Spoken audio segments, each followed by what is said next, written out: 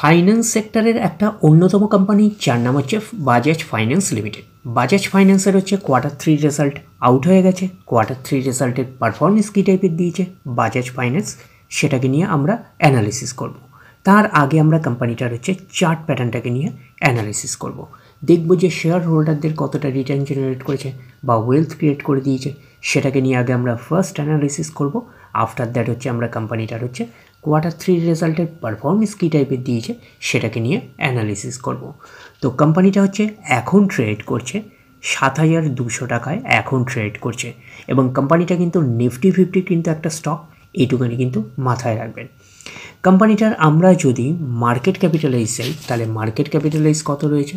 Market capitalise হচ্ছে 4,44,000 কোটি টাকার মার্কেট ক্যাপিটালাইজ। অর্থাৎ এই কোম্পানিটাকে আমরা ব্লু চিপ লার্জ ক্যাপ টাইপের কোম্পানি হিসাবে কিন্তু কনসিডার করতেই পারি। তো কোম্পানিটার একদিনের পারফরমেন্স দিয়েছে 2%-এর মতন পজিটিভ রিটার্ন জেনারেট করেছে একদিনে। 5 দিনে কীরকম পারফরমেন্স করেছে? 5 দিনে হচ্ছে 2%-এর মতন নেগেটিভ রিটার্ন জেনারেট করেছে 5 দিনে। 1 মাসের পারফরমেন্স দিয়েছে 1%-এর মতন নেগেটিভ রিটার্ন জেনারেট করেছে 1 মাসে। 6 মাসের পারফরমেন্স দিয়েছে 1%-এর মতন নেগেটিভ রিটার্ন জেনারেট করেছে 6 মাসে। আমরা যদি চলে যাই 1 জানুয়ারি থেকে, তাহলে 1 জানুয়ারি থেকে পারফরমেন্স করেছে 1%-এর মতন নেগেটিভ রিটার্ন জেনারেট করেছে 1 জানুয়ারি থেকে। আমরা যদি চলে যাই 1 বছরে, দেখি কীরকম পারফরমেন্স করেছে 1 বছরে। তো 1 বছরে পারফরমেন্স করেছে 20%-এর মতন কিন্তু পজিটিভ রিটার্ন জেনারেট করেছে 1 বছরে। তো ন্যাচারাল ব্যাপার, আমরা জানি যে শর্ট টার্মে সেভাবে ওয়েলথ ক্রিয়েট হয় না স্টক মার্কেট থেকে। যত লং খেলবেন স্টক মার্কেটে তত হচ্ছে ওয়েলথ ক্রিয়েট হয়। বাট এই কোম্পানিটা কিন্তু শর্ট টার্মে অর্থাৎ 1 বছরে কিন্তু একটা ডিসেন্ট টাইপের পারফরমেন্স করেছে। আমরা এইটুকুনি বলতে পারি 20%-এর মতন কিন্তু পজিটিভ রিটার্ন জেনারেট করেছে।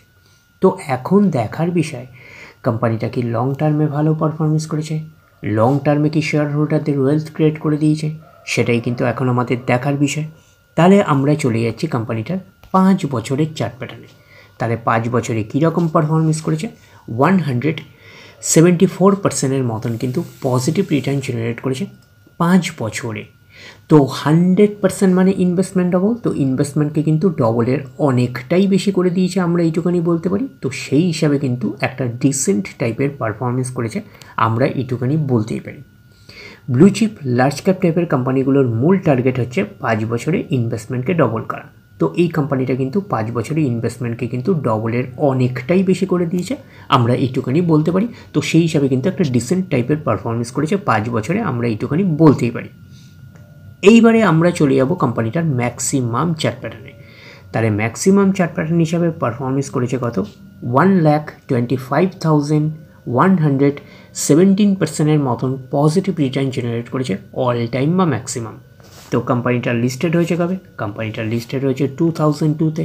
তাহলে 2002 থেকে কিন্তু এখনও অবধি রিটার্ন জেনারেট করেছে 1,25,117%-এর মতন পজিটিভ রিটার্ন জেনারেট করেছে অল টাইম বা ম্যাক্সিমাম। তো ম্যাক্সিমাম চার্ট প্যাটার্নটা কিন্তু লেফট টু রাইট ওপরের দিকে মুভ করছে। তো সেই হিসাবে কিন্তু একটা ডিসেন্ট টাইপের চার্ট প্যাটার্ন হিসাবে আমরা কনসিডার করতেই পারি। তো কোম্পানিটা হচ্ছে ফান্ডামেন্টালি একটা সাউন্ড কোম্পানি হিসাবে আমরা কনসিডার করতে পারি বাজাজ ফাইন্যান্স লিমিটেডকে। তো এখন দেখার বিষয় কোম্পানিটার হচ্ছে কোয়ার্টার 3 রেজাল্টের পারফরমেন্স কী টাইপের দিয়েছে। তাহলে আমরা চলে যাচ্ছি কোম্পানিটার কোয়ার্টার 3 রেজাল্টে। আমরা চলে আসলাম কোম্পানিটার হচ্ছে কোয়ার্টার 3 রেজাল্টে। আগে আমরা আমরা দেখে নেব যে সিকোয়েন্সগুলো ঠিকঠাকভাবে সাজানো রয়েছে নাকি, এটাকে আগে আমরা দেখে নেব। এটা হচ্ছে এই কোয়ার্টার, মিস হচ্ছে কোয়ার্টার 3, এটা হচ্ছে প্রিভিয়াস কোয়ার্টার, আর এটা হচ্ছে 1 বছর আগে। তাহলে সিকোয়েন্সগুলো ঠিকঠাকভাবে সাজানো রয়েছে, আমরা এইটুখানি বলতে পারি। এইবারে আমরা দেখে নেব যে অ্যামাউন্টগুলো কিসে দিয়েছে। অ্যামাউন্টগুলো কিন্তু কারেন্টসে দিয়েছে অ্যামাউন্টগুলো। এইবারে আমরা চলে যাব কোম্পানিটার টোটাল ইনকামে। তো টোটাল ইনকামে যাওয়ার আগে একটু লার্জ করে নিয়ে অ্যাডজাস্ট করে নেব, তাহলে আপনাদের কাছে ব্যাপারটা আরও ভিজিবল হবে। আমরা চলে আসলাম কোম্পানিটার টোটাল ইনকামে। এই কোয়ার্টার মিস হচ্ছে কোয়ার্টার 3-তে 14,165। প্রিভিয়াস কোয়ার্টারে ছিল কত? 13,381, এবং 1 বছর আগে ছিল 10,788। তাহলে 1 বছর আগের 10,788টা এখন কত হয়ে গেছে? 14,165। তাহলে আমরা বলবো ইয়ার অন ইয়ার বেসিস কিন্তু ম্যাসিভ জাম্প রয়েছে টোটাল ইনকামে। প্রিভিয়াস কোয়ার্টারে ছিল কত 13,381, সেটা হয়ে গেল এই কোয়ার্টার, মিস হচ্ছে কোয়ার্টার 3তে হয়ে গেল 14,165। তাহলে আমরা বলবো কোয়ার্টার অন কোয়ার্টার বেসিসও কিন্তু ম্যাসিভ জাম্প রয়েছে টোটাল ইনকামে। তো ন্যাচারাল ব্যাপার আমরা জানি যে ইনকাম করতে গেলে কোম্পানিকে এক্সপেন্সেস করতেই হবে। তো এখন দেখার বিষয়ে কোম্পানিটা ইনকাম করতে গিয়ে কতটা এক্সপেন্সেস করেছে। তাহলে আমরা চলে আসলাম টোটাল এক্সপেন্সেসে।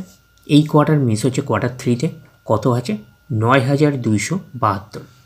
প্রিভিয়াস কোয়ার্টারে ছিল কত 8,624 এবং এক বছর আগে ছিল 6,777।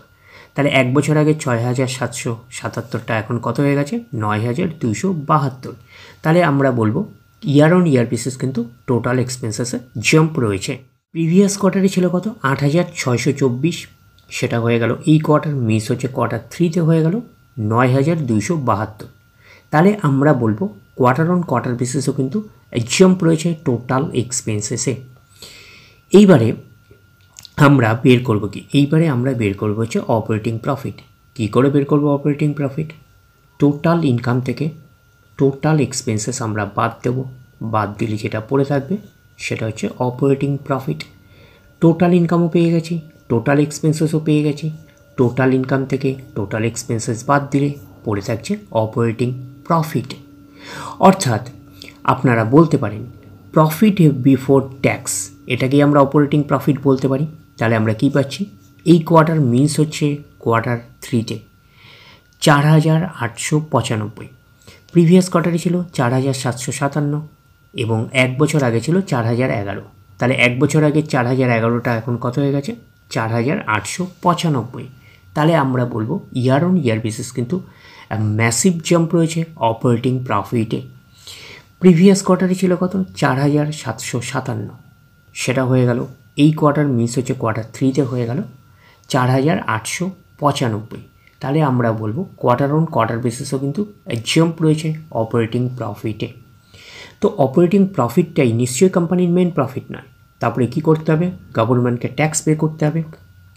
গভর্নমেন্টকে ট্যাক্স পে করার পরে কোম্পানির কাছে যেটা পড়ে থাকবে সেটা কোম্পানির ফাইনাল প্রফিট বা নেট প্রফিট হিসাবে আমরা কনসিডার করতেই পারি। তাহলে কি পাচ্ছি, প্রফিট আফটার ট্যাক্স, এটাকেই আমরা নেট প্রফিট বলতে পারি, এটাকেই আমরা ফাইনাল প্রফিট বলতে পারি। তাহলে আমরা পাচ্ছি কত, এই কোয়ার্টার মিস হচ্ছে কোয়ার্টার 3তে আছে 3,638, প্রিভিয়াস কোয়ার্টারই ছিল কত 3,550 এবং এক বছর আগে ছিল কত 2,973। তাহলে এক বছর আগের 2,973টা এখন কত হয়ে গেছে 3,638।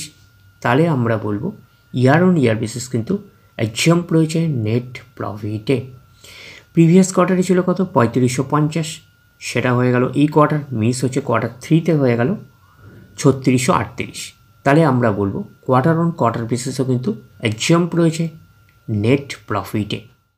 এইবারে আমরা চলে যাব কোম্পানিটার হচ্ছে ইপিএসে অর্থাৎ আর্নিং পার শেয়ারে। তাহলে আমরা চলে আসলাম কোম্পানিটার ইপিএসে অর্থাৎ আর্নিং পার শেয়ারে। এই কোয়ার্টার মিস হচ্ছে কোয়ার্টার 3তে 59.42, প্রিভিয়াস কোয়ার্টারে ছিল কত 58.67 এবং এক বছর আগে ছিল 49.20। তাহলে এক বছর আগের 49.20টা এখন কত হয়ে গেছে 59.42।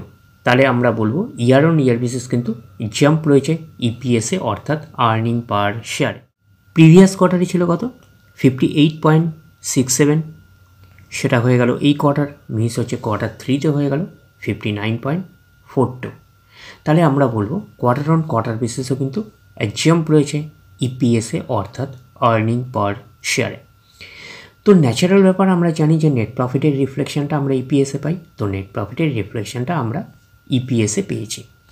তো ওভারঅল কনক্লুশন কী দাঁড়াচ্ছে, তো ওভারঅল কনক্লুশনে আমরা বলতে পারি বাজাজ ফাইন্যান্স লিমিটেডের হচ্ছে কোয়ার্টার 3 রেজাল্ট আউটস্ট্যান্ডিং টাইপের একটা পারফরমেন্স করেছে, আমরা কিন্তু এইটুখানি বলতেই পারি। তাহলে ওভারঅল ভিউটা আপনাদের কাছে ক্লিয়ার। তাহলে এই অবধি, নেক্সট ভিডিওতে আবার আপনাদের সাথে আমার দেখা হচ্ছে। ধন্যবাদ।